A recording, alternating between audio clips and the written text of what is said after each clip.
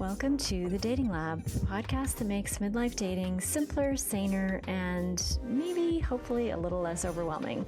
I'm your host, Alyssa Deneen, and each week we'll break down one real dating challenge that adults 45 plus face today. From confusing apps and unclear profiles to first date nerves and slow fade messages. And you'll walk away with at least one practical tool you can use immediately to date with more confidence, clarity, and momentum. Think of this as your bi-weekly place to experiment, learn something new, and hopefully try something new without the pressure. Hey everybody, welcome back to the Dating Lab. Today I have Dr. Jenn Kennedy with me, and you're going to be really excited to have this conversation because she's a clinical sexologist and licensed marriage and family therapist. She's based in Santa Barbara, and she sees couples and individuals in the areas of relationships, sex, and addiction. In 2023, Dr. Jenn launched the Pleasure Project, which we're going to talk about, and it's dedicated to helping us all have a better sex life. Through this venture, Dr. Jenn hosts a podcast called Pleasure Project, Sex and Relationships, and she offers small group intensives for women and couples called the Pleasure Circle, which we're going to learn about more too. So thank you so much for being here. Welcome. Thank you. Good to be here. Yeah. So to start off, I would love to hear your thoughts on what happens psychologically in a first impression and how much of attraction is decided in those first few minutes. Yeah, I think there's so much going on that happens for people when they first meet. It's within seconds, right? That there's a lot of projection of, are you my person? Are you what I've been looking for? And it's like this sorting that we're doing in our brain of how much do you look like my ex? How much are you tall enough? Are you, and physiologically, like there's a lot of stuff happening unconsciously of, do you measure up? Are you the right this? Are you the right that? But also like, how are you dressed? How much eye contact do you hold? Do you seem healthy? Do you look like other people related to me? Do you signal the things that I value? And so it's weird. It's like knowingly, and they've done this in lots of blind tests of like, what are things you value or what are things you want in like speed dating tests. They've done this in a partner, and there's things that people say they want. And then there's things that they actually go for, which are not necessarily one and the same. Oh, so interesting.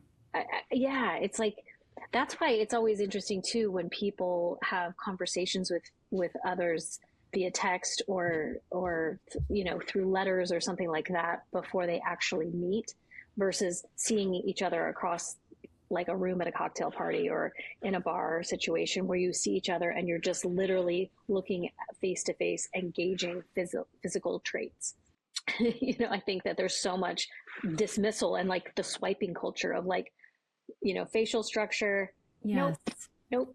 I actually like that there's some banter or there's some, that there's some proximity first. I think it's helpful to have some of that other exposure first.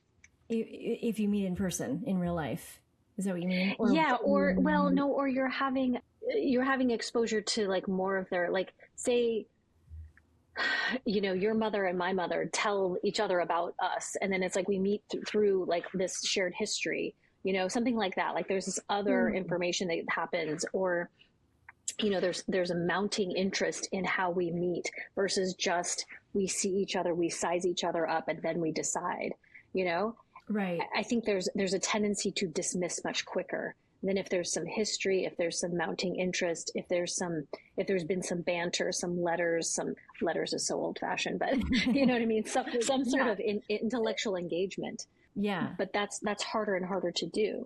So instead of letters, it would be texting now. And a lot of times, especially with online dating, you're matching with someone and then you're texting with them before you obviously meet in person. What are your thoughts around that? Because I always encourage people to not go too deep by text, because you're not really getting to know a person that way. You need to meet and then have an actual impression of them. And then you could text more after that. But I feel like before you've met the person, you can kind of develop like a fantasy version of who that might be. So I usually encourage people to like have a minimal texting before meeting in person, or at least like a phone call or a video call. So what are your thoughts around that actually? Do you feel like differently about that? I don't know, because I do feel like I feel like there are people that attraction is interesting, because yes, people have to be physically attractive enough. But if you look at long-term partnerships that are successful, they don't have to be like the best looking person. They have to be attractive enough. So there has to be lots of other criteria that they meet. And if you just sort them based on physical, you might dismiss them too early. But if relationally you get along with them well enough, and that would happen through maybe some texting common interests or maybe a little banter. Like for me, I really care about humor. I really care about intelligence. So if you're smart and you're funny, that's going to go a really long way with me in the dating realm, right? So if I think you're interesting, I think you're smart, I think you are worldly, that really actually is a big sell for me. You have to be attractive enough, but like, you know, and so you do get some of that. And if you can write, that comes through. And so a texting exchange actually would display a lot of that. So I don't know, if I had had an engaging back and forth with somebody, I might be more inclined to give them more points heading into a face-to-face or a FaceTime exchange. Yeah, I hear that. And I feel like there's a balance of having just enough, but not too much, where you kind of fall into that, you know, the trap of like, you know, thinking that there's someone that I think I've heard this happen a lot, and it happened to me when I was dating still, is developing like this idea of who you're going to meet. And then when you meet them in person, usually it's a letdown because you have created like this amazing person in your head, and then it's usually a letdown. But, you know, but I like the idea of like having a little, I mean, of course, if both people are good at texting, it's great, right? It's like the banter can be awesome. And then, you know, as long as you meet pretty soon after. But if one person isn't as good as the other, sometimes it, you know, it can be frustrating. And then that way, that's when I say like, you really should just get on a phone call or something. Although people are so opposed to phone calls these days. Well, especially the younger set, boy, they do not like to pick up the phone at all. Yep. I know. Yeah. It's so funny. I know. So back to attraction. So you were saying I love what you touched on when you said, you know, what we say we want, but then what we actually end up wanting are two different things. So can you speak a little bit more about that?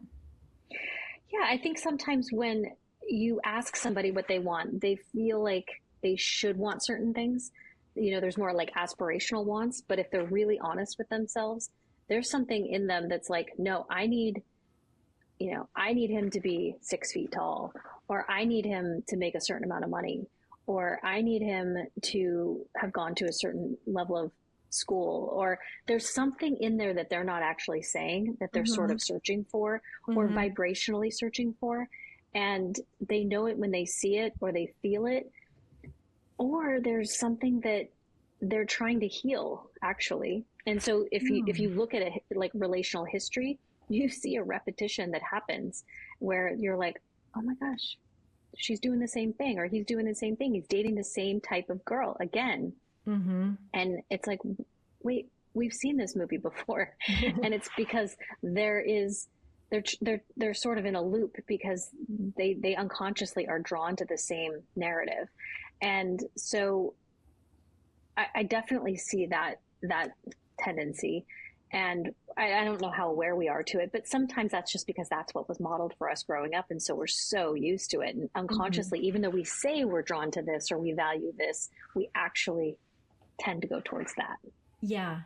And I have to say, what I see a lot in my divorced clients is someone who wants to go for someone who's so different from their ex.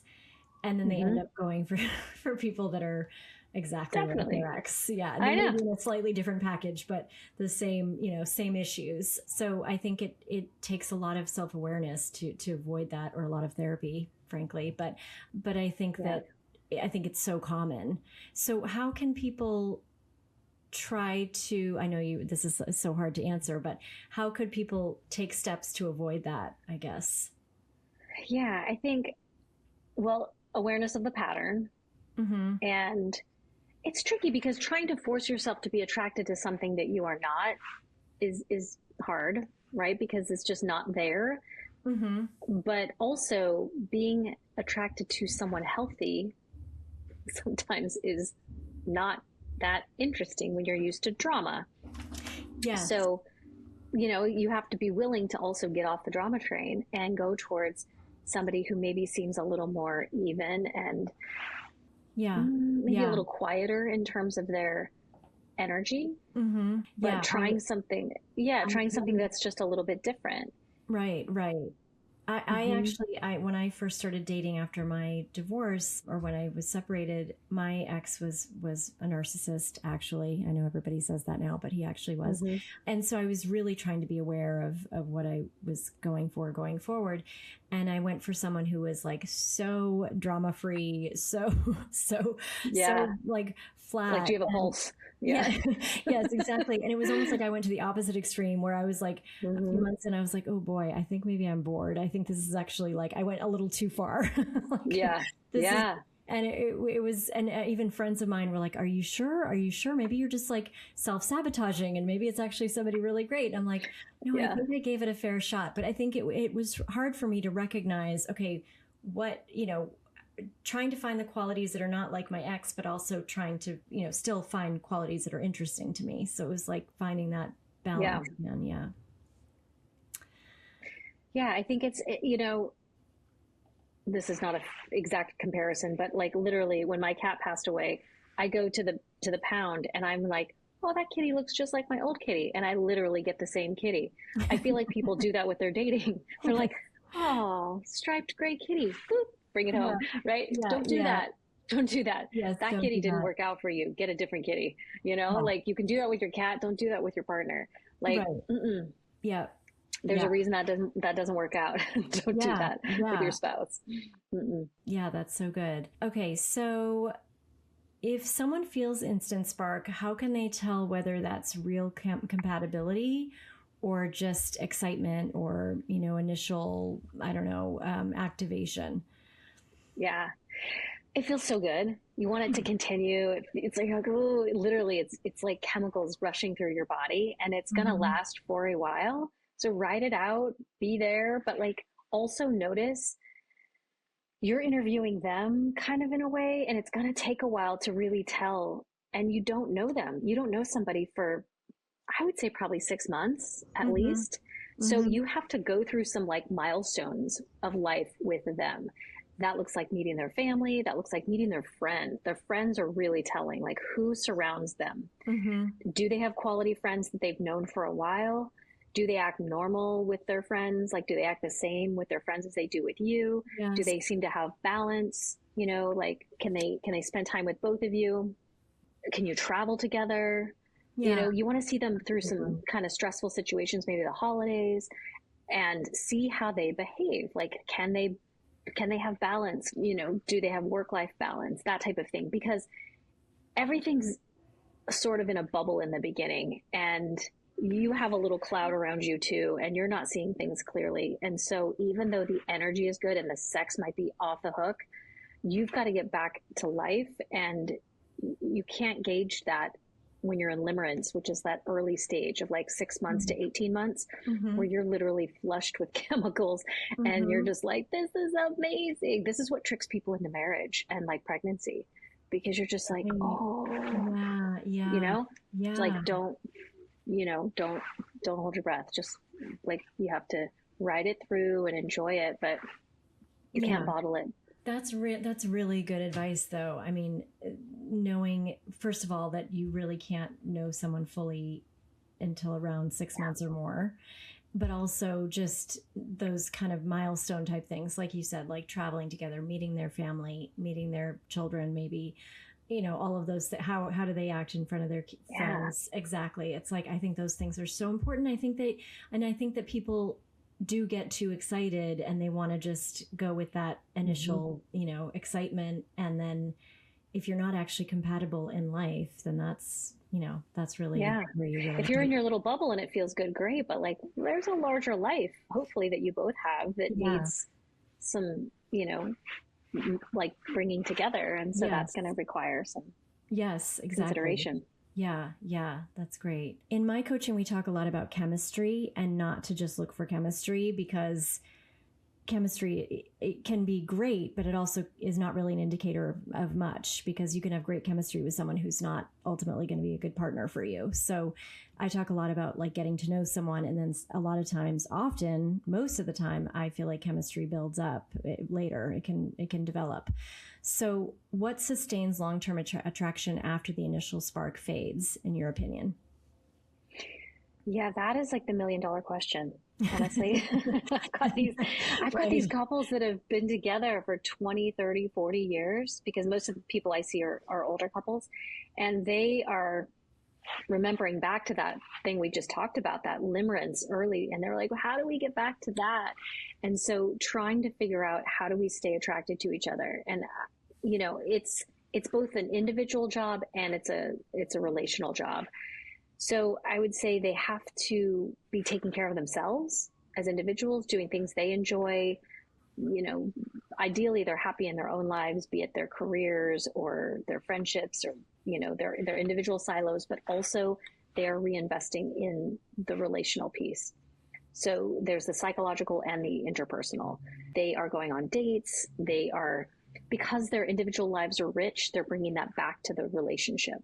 Mm-hmm, mm-hmm. They have things to share. They don't have, everything isn't overlapping, right? They're individuals that then have stuff to bring back in to enrich the partnership. Mm-hmm. So they've got stories, they've got perspectives, they've got experiences that are interesting and unique. That is what keeps, because then they see each other with fresh eyes on a regular basis. The brain needs some novelty. It needs some curiosity. Because also, like, the erotic mind exists in a place of like exploration, curiosity, play.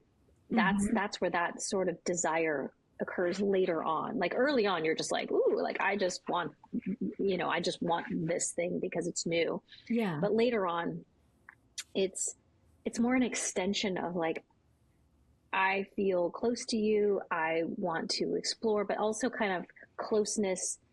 A lot of snuggling, sometimes there's a partner that is more interested in just touch in general that will naturally be initiating that, but it's also just a lot of touch and closeness that is non-sexual. So keeping that going has to be intentional, I would say. Yeah. But I think it's a function of each partner being strong and satisfied and healthy in their own right, and then bringing that into the partnership. 100%. And actually, this just reminded me something else I talk about a lot is when people get so focused on they need to have the same hobbies as me. Yeah, I feel like that's not true. It's so not true. I feel like actually, I think it's great when you have separate things that you do, like you said, and you're going and doing your own thing, and they're doing their own thing, and then you come back and you're able to share things about. That's like the difference too between like independence and codependence, right? Yeah. There's interdependence. Like codependence is like you're literally like on top of each other, whereas like interdependence, you've each got your own thing, and you're like kind of overlapping like circles, but you're not like on top of each other. Yeah. There's no separation. There's no autonomy. That's not interesting. You finish each other's sentences. Like you have all the same stories. Like we all know couples like that. And it's just, and I mean, it's great if you have a hobby that you both enjoy together, but in my opinion, I think it's great to have separate things too. And it's so interesting though, because when I work with individuals, so many people feel like, well, they have to also love skiing, and they have to also love this, and they have to also love that. And it's like, well, that's a great wish list. But also if you met someone who is amazing and just like the perfect partner for you, would you really care if they actually went skiing with you too? Like, for me personally, I'm a skier. My partner's not. And I just go with friends. Like, I think, I mean, it's like, it's great. Well, like, or I go on if my own and... like I'm going skiing next week and my wife will stay home and cook and, she'll go cross country skiing or hiking with the dog while I'm out skiing with all my friends. Right. So it's like, you don't have to do the same thing if you enjoy the same, or there's times where I'll just go on ski trips without her, but there's some sort of like way that you can kind of like mesh or have complementarity, where you're not doing the same thing, but there's a way to like enjoy it or appreciate that your partner does it and release that, Yes. And not feel resentful too of a partner's hobby, and I think that's important too. And also I think a challenge for some people, to not feel like, wait, that's taking time away from us. But I feel like it's so important to have your own separate lives and then come back to one another. That's why I'm so glad you pointed that out. If you've been telling yourself you just need to get back into working out, but you cannot figure out where an hour free time is supposed to magically come from, this is for you. You need to listen.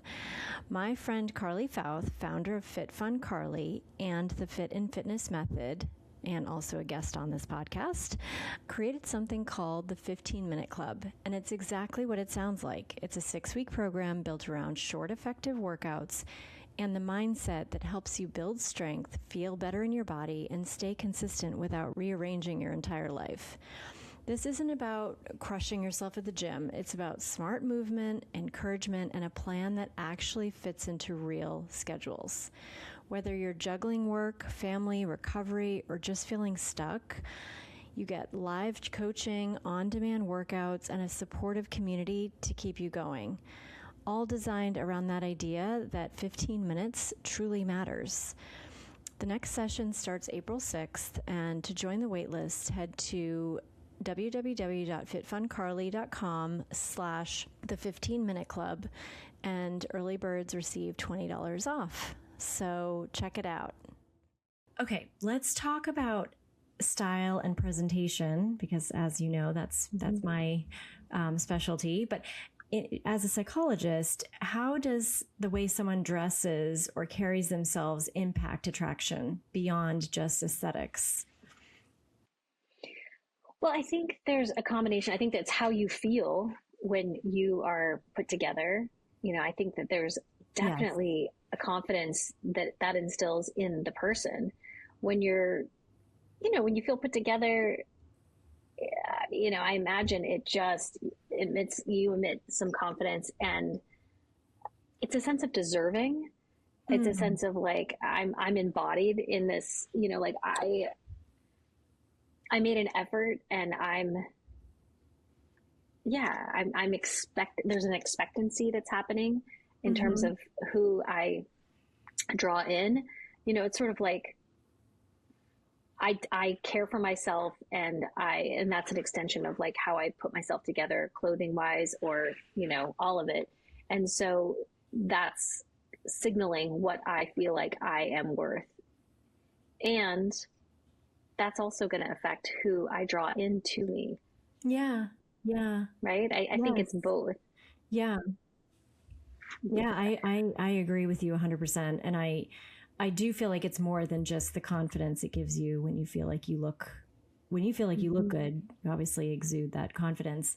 But like you said, it's like the other person senses that. And then also you're going to attract people that also have a confidence to them. And it's interesting also that you've pointed that out, because I talk a lot about how important photos are, of course, on your profile, but quality photos, because not only does it shows, first of all, that you're invested and you've invested some time into your profile and you're actually willing to put effort into something, which I think is a good sign.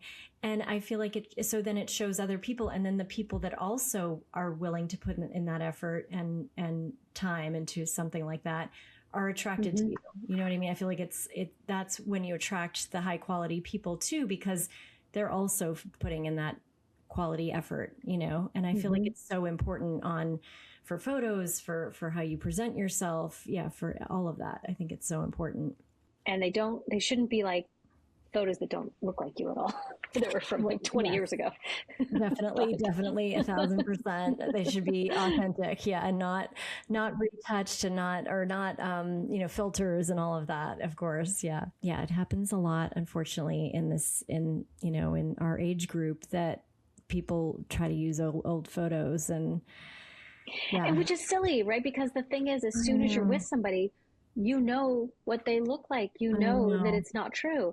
I And so know. it's also like, what are we doing here? This is a fool's errand, because as soon as you're physically with them, it is what it is. And so Yeah. I would think, Well, be here now. and basically what I tell my clients is that basically just gets you a lot of first dates and no second dates ever. It's like you Yeah. could go on a million first dates and never get a second date because as soon as you show up and you look like you do now, of course everyone is, not going to ask you out for a second date.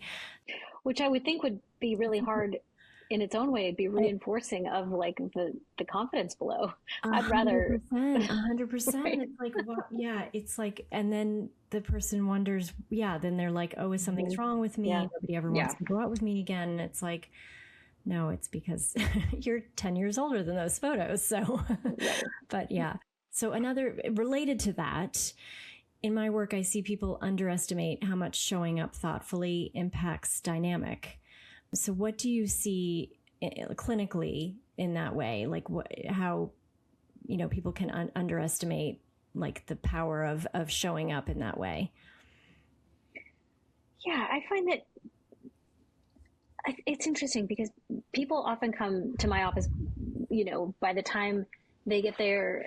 I mean, I'm mostly a couples therapist and sometimes sex therapist, and they want to fix their relationship or fix their sex life, but they don't see it as like a microcosm of a bigger relational challenge. And so it's like, we can't just, this isn't a car that we can just like change out the radiator, right? This Mm-hmm. is like tethered to the entire system of you. Mm-hmm. And so, like, if you show up on a first date and you look coiffed, great, but like you have to open your mouth and actually relate to the person, right? It's everything. It's how you. It's not just how you look. This isn't a photo. The photo was the first part, but this is Mm-hmm. now how you emote. This is how you relate. This is how you. This is your life of experience. And so, when clinically, I'm going to ask them to make eye contact and open their heart and say things that are authentic, or take responsibility for things that maybe they regret, or they have to actually dig a little bit and look into their psyche, and that's hard work. And Yeah. so Yeah. sometimes this is stuff they've never done before, and it's harder to do. And relationally, getting them to kind of turn toward one another and recognize where the breakdowns have happened, and to say maybe erotically what doesn't work and why they've pulled away from each other and what they actually want is so hard. It's so Mm-hmm. hard for them. You know, we know that they've stopped having sex, but why? Like, what Because do they actually want? don't you feel like a lot of times they don't even know themselves? Or do you think They they do and know. just don't want to communicate it? They know. They know, and they don't want to say it. Because they're afraid of hurting the person's Mm-hmm. feelings or They're okay. embarrassed. They're anxious. They don't want to say it. They usually know. On some level, they do know. It's just really hard to say. They're not very skillful. Yeah, they Yeah, usually do yeah. know. Oh, that's interesting. So when you work with clients that are, divorced and now single again, are they, do you feel like a lot of them come to you and say, I want to improve my sex, even though I'm not with anyone, I feel like my sex Mm-hmm. life was lacking. And maybe that's even part of why they ended up splitting up, who knows? But I feel like that's often like sometimes the foundation of things is that, if you're not having that intimacy, I feel like a lot of other things fall apart. I mean, you know this more than I do, Yeah, but yeah. So are it people depends. So the divorce situations. So I also work a lot with betrayal. That's like a big oh, part okay. of the work I do, is infidelity and betrayal. Hmm. So that can definitely be a factor that kind of brings people to dissolution. And so picking up the pieces after that, either for the betrayed or the betrayer. And so kind of working out the why did that occur? You know, what were you seeking in that relationship if it's the betrayer? So you don't do that again.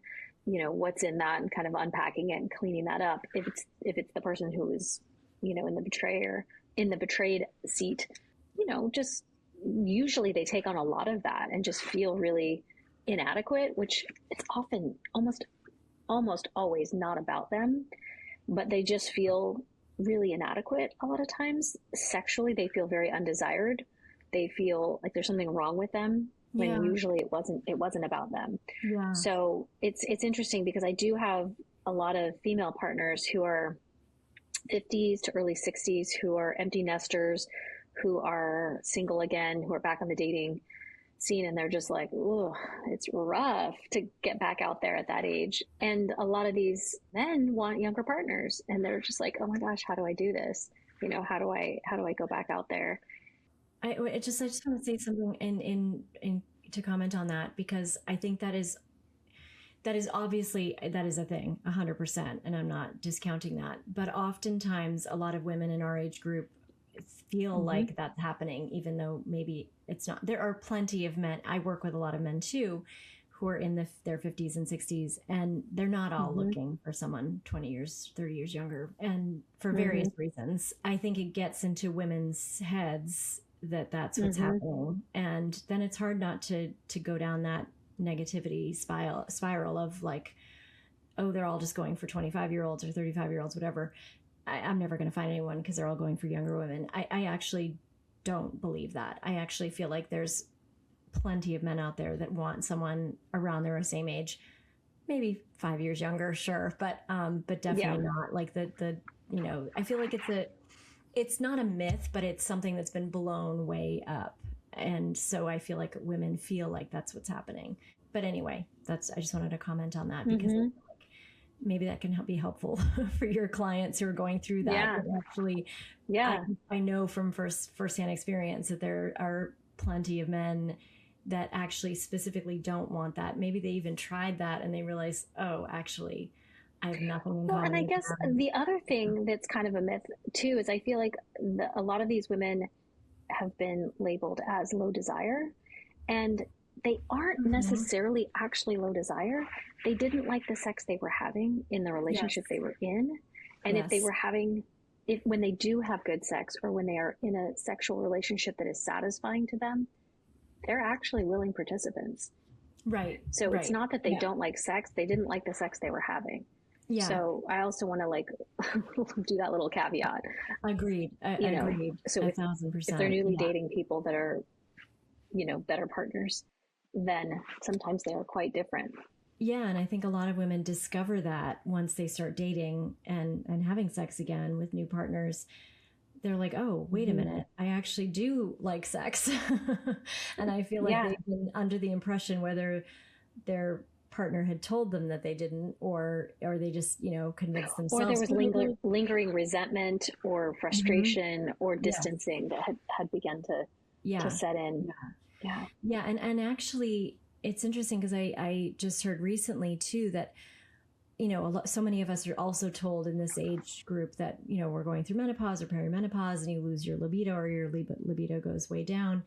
And so I think a lot of us just convince ourselves like, oh, this is just what's happening to me, and it's like biological, and, you know, sure, I can take steps to help it. But actually what I've heard is that it a lot of it just has to do with desire and maybe just not having the right kind of sex, or maybe it's just your partner or whatever it is, but it's not always just libido, but we are kind of like conditioned to think it is. What do you think about that? Yeah, I mean, hormones can play a factor, certainly, but I often, I mean, there's psychological and there's relational, and there's, you know, the biological. So there's all three things at play, right? The biological is the hormones. The psychological is she depressed? Is she frustrated? Is she resentful? Is she stressed with work? You know, that's all the individual stuff. And then there's the relational, you know, how are they doing personally, you know, interpersonally. Right. So you have to look at all three factors. or all three sections, because there's lots of factors within each of those. So it's a bigger picture that you have to Yeah. consider. Yeah. That makes sense. Yeah. That really makes sense. Okay. Well, that is all really actually so interesting. I feel like I could go on Yeah. that topic for a long time. How should people navigate sex conversations early on, especially when they want connection but don't want to rush things? And I feel like this is something I really need to learn from you for my coaching, because I feel like, it's a tough one for, I'm not a psychologist, so I would love to hear your thoughts on this. Yeah.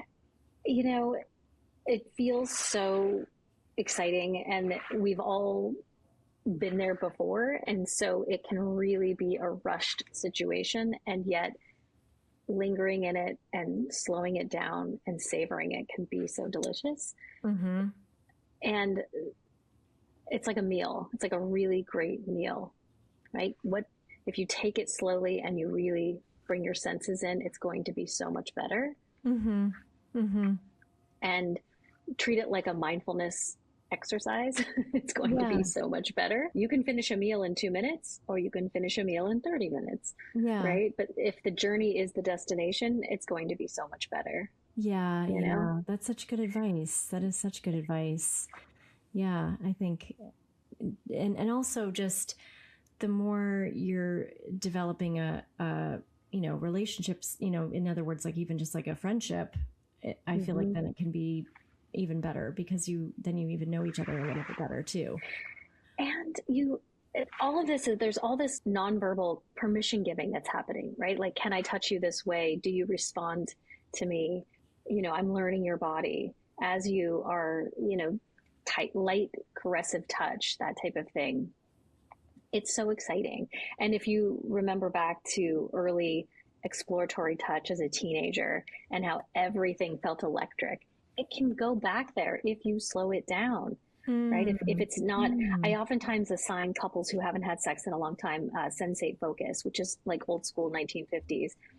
There's a 4 level protocol that we use, but level one is like caressing touch between two partners that are fully clothed, and it's non-genital touching is level one.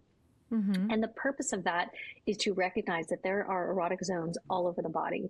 And so we are so quick to go to the genitals, we are so quick to go to sex, but if you're touching the arms, if you're touching the neck, if you're remembering like the inner thighs, if you're remembering the fingers and the hands and all the places that have all these nerve endings that can feel so nice, and slowing Mm-hmm. it down and not distracting with TV or with conversation, but just eye contact, it can feel incredibly intimate. Mm-hmm. Mm-hmm. You're remembering how to be a better lover. And I think between new partners, that can be so meaningful and that can be so erotic if you take Yeah. the time. Yeah. Yeah. Yeah, I love that. I love that how you said it can be like a mindfulness exercise, because I feel like that's so true, and not just rushing to get to the end goal, And And also too, with older partners, sometimes there starts to be some sexual dysfunction. So men will have erotic or will have erectile dysfunction, and women will have lubrication difficulties. mm-hmm. And so, not always, but if that's happening, then also this slowing down can be really helpful for both partners. It can quiet some of the anxiety. It can also be nice workarounds for some of those things that are physically happening. Right. And it just signals, hey, we're right here. And it's about the touch. It's about the pleasure. The focus shifts to pleasure instead of performance. And then that will like calm the nervous system. So it's like, oh my God, what if this doesn't work? It doesn't matter if it doesn't work. Yeah. Yeah. What Right. matters is that we're in this and we're having some nice touch and it feels good. And that's fine. Yeah. That's the goal. Yeah. Yeah. Mm-hmm. Oh, that's so great. Well, I feel like that's a perfect ending here, because that was such good. Yeah, that was so positive, and I feel like so helpful for people to know that that those things can be overcome to some degree. I know sometimes it is just a physical or biological thing, but it can be helped with taking things slower. Yeah. Yeah. That's so great. Thank you so much for all of that. Really, I learned a lot myself today. Good. I love that. before we stop, I want to know more about the Pleasure Project, and if you can talk about that. Yeah, so the Pleasure Project was really an outgrowth of all of the sessions that I have with people day in, day out. So this is a curriculum that I put together that is the stuff that comes up in sex therapy over and over. So I ran this program for about 3 years. I did live courses with women, and it was a 6-week curriculum that I ran, and now I've recorded it. And so women can log on. It's actually good for couples too, but it's all the languaging in it is women. And it's the most common things that come up. It's really an exploration of sort of historically, where have you been? What are the main factors? And this is evidence-based. This is the work that I did, the research that I did in my dissertation, but the main factors that influence women's sexuality. And then sort of the arc is, what are things that help us understand, that influence things like attachment theory, some psychoeducation about the response cycle. So, what gets us there, reasons we have sex, because there are different reasons we have sex. Some of it's relational, some of it's physical, some of it's emotional. There's information about toys, different types of toys that you would potentially maybe consider toys and accessories, that type of thing. There's some visioning where you might want to go. So it's a whole arc of kind of sex therapy compressed. So yeah, so it's an online course. It ends up being about 5 hours, 5.5 hours, that you can do it self-paced. And then there's a whole bunch of worksheets in there. So there's tons of self-inquiry. So you can print out those worksheets and just do writing if that appeals to you. So it's a really great program that you can find at pleasureproject.us. That sounds so great. Pleasureproject.us, you said? Okay. And then how can people reach you? Do you work with one-on-one with people remotely or just in California? Just in California. Okay. Yeah. Okay. How can people reach you for that? You can find me at Dr. Jenn Kennedy at gmail.com. Okay, great. Awesome. And what about you have a YouTube channel, is that right? Yeah, everything is Dr. Jenn Kennedy. So you can find me on Instagram, you can find me on YouTube, you can find me everywhere. Yeah. Awesome. Okay. Thank you so much, Dr. Jenn. So nice to have you here. And hopefully we can do it again. Thank you so much. It's been great. Thanks for listening to The Dating Lab. If today's episode gave you something to think about, make sure you're subscribed so you don't miss the next one. And if you want more dating guidance, you can find me on Instagram or at stylemyprofile.nyc.com. Until next time, remember, dating is a process, not a verdict. You're doing better than you think.